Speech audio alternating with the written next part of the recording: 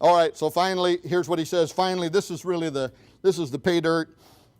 Finally, we will mention here the related persistent concern that we are playing God with world-changing technologies, which is presumably bad, he says sarcastically.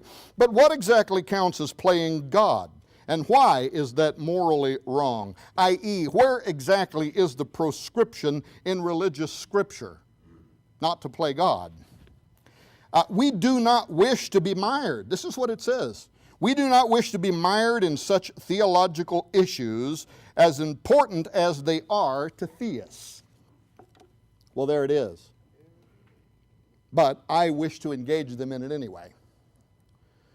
And I'll tell you something, there's very good reasons why these folks don't want people like me and you involved in this. They got a really small taste of this actually back in 2002 and 2003. Do you remember when Admiral John Poindexter was the head of the DARPA Information Awareness Office? And you remember there was a series of flaps. Most of the public wasn't even aware of what was going on, in which he got canned. Remember all that? Well, it was because the Senate Appropriations Committee, during some issues, started looking into DARPA. And as they were looking into how money was flowing into DARPA and what it was being used for, they were astonished to find unstoppable mutations, super soldiers whose DNA had already been reconstructed, this over a decade ago, who could communicate by thought alone, already on the drawing board, already being funded in 2002.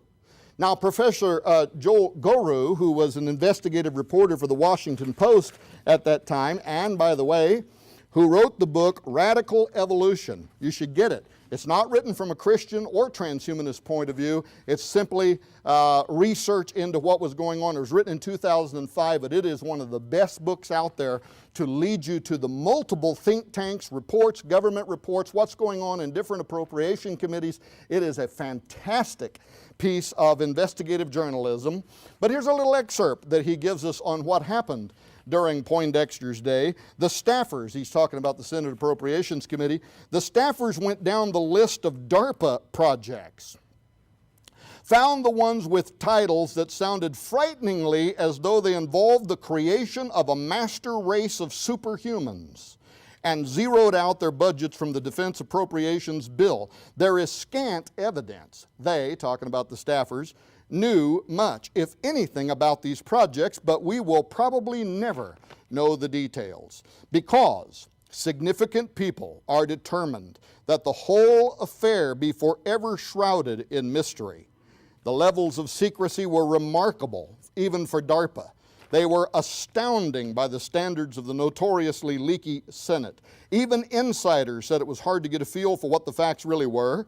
It took months of reporting and questioning, poking and prodding, even to get a formal no comment, either from the leadership of the Senate Appropriations Committee or from Anthony J. Tether, who was, of course, the director of DARPA at that time. A careful study, now this is interesting, a careful study of DARPA's programs a year later, however, showed little change.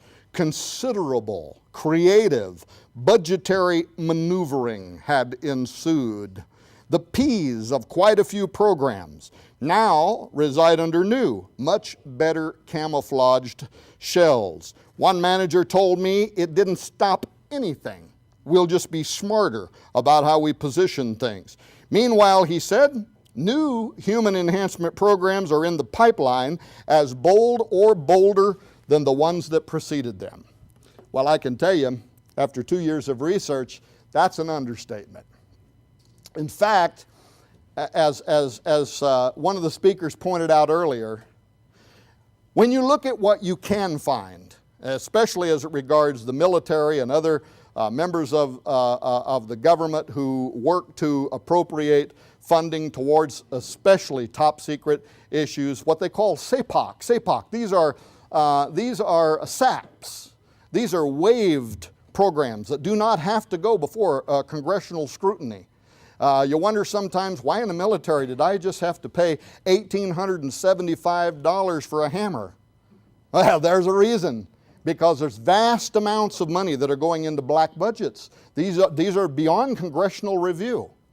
And so when you see in the public, if you can go to Wired magazine like I did recently, another leaked document, DARPA themselves may have leaked it as a part of the whole propaganda system, where they were introducing, these cutesy little names, the Batman and Robin Project. Don't you love those acronyms?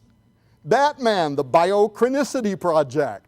Robin, the Robustness Project. Woo! Just makes me want to support it. I get tingly all over. But we copied the pages out of DARPA's project and put it inside Forbidden Gates, and you'll find out what they're really talking about is taking control of nature, taking control of creating whole cloth biological entities that can be used in terms of warfare. Not just biological weapons like a plague or whatever. For instance, it's in this year's budget, by the way.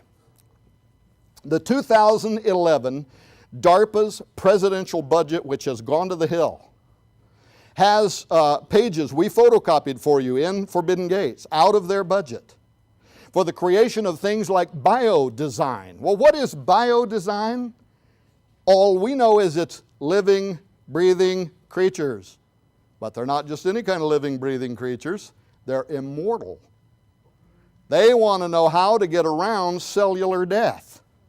They want to know how to create immortal, living, breathing creatures with military application. And furthermore, they're so concerned about what they're already trying to unleash from Pandora's box, they want a kill switch put in it, just in case it gets control and comes after us. Or our enemies capture it and they go to use it against us. So they want to be able to throw some kind of a switch. This is in the 2011 DARPA budget. There's even lines in there where it very openly talks about editing soldiers' DNA. So we have not stopped anything.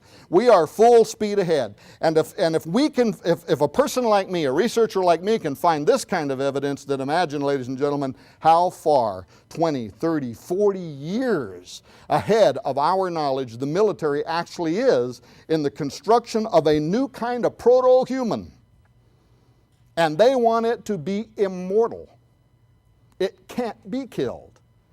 Well, I seem to remember when this happened once before. And what's amazing is how even in the transhumanist camp, transhumanists themselves, they would never say it like I would, but there's, you ever seen those cartoons, the devil's over here whispering into your ear and the little angel over here you can see some of these transhumanists are amazing. They dance all around it, but if they were honest, they'd say, this scares me to death. Where we're going now could be the end of all mankind. But how much time do I have? Honestly, I will try to go fast. Let me talk about just for a second the spiritual side, then we'll go to the prophetic side. Let me divide it.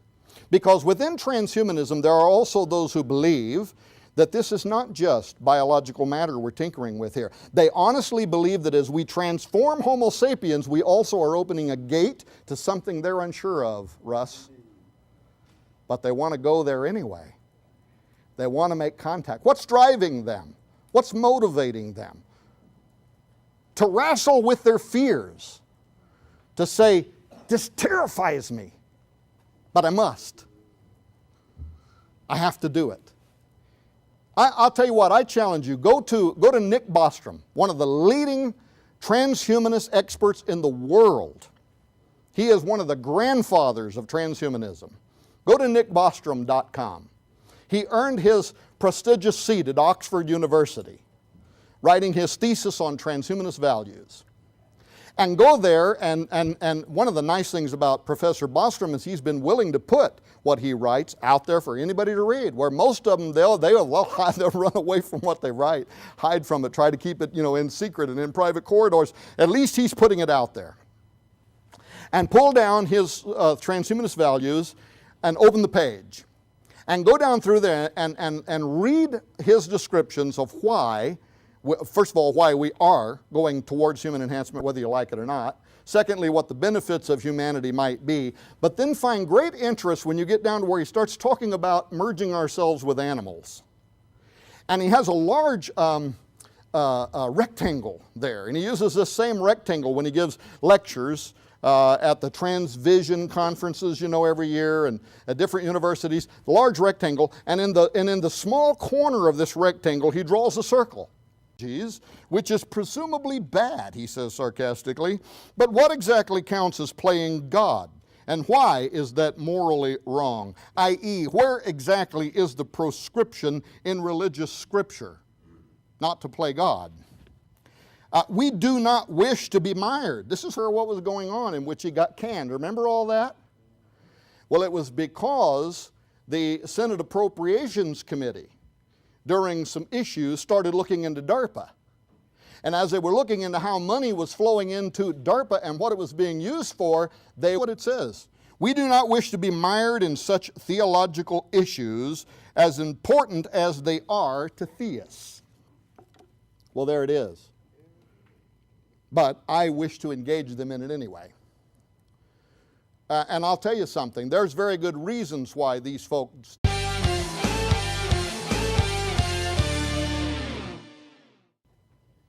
All right, so finally, here's what he says. Finally, this is the pay dirt.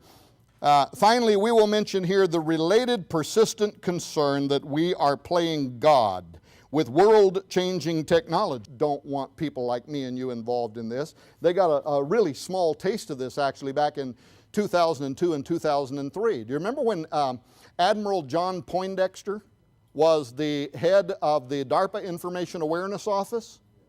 And you remember there was a series of flaps. Most of the public wasn't even aware.